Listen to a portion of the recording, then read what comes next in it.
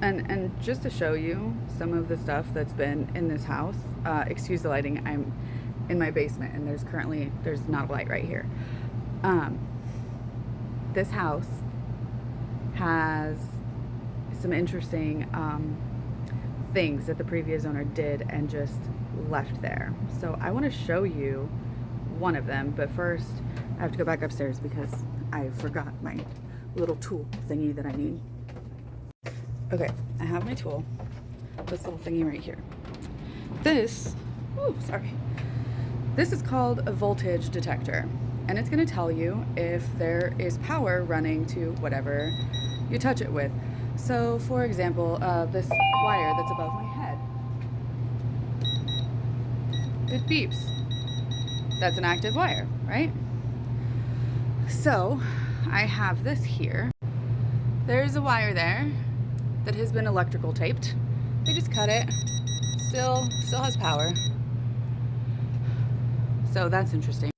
But also, I found this over here on the other side.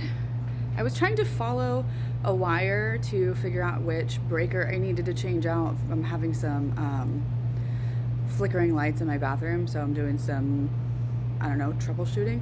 I just changed one of the other breakers last week, the week before that, whichever.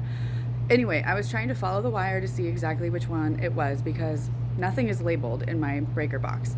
And I found this. Look at that. That wire's not even capped. And look, it's live. So that's fun. Yeah, so that is definitely my first priority today for projects, is getting that capped and covered correctly so that it is no longer a safety hazard. And before anybody says, oh, well, they should have found this in an inspection, you're right. They would have found this in the inspection if we could have afforded to do an inspection when we bought the house, but we got screwed over in that whole process. And that is a whole other, I could talk forever about that.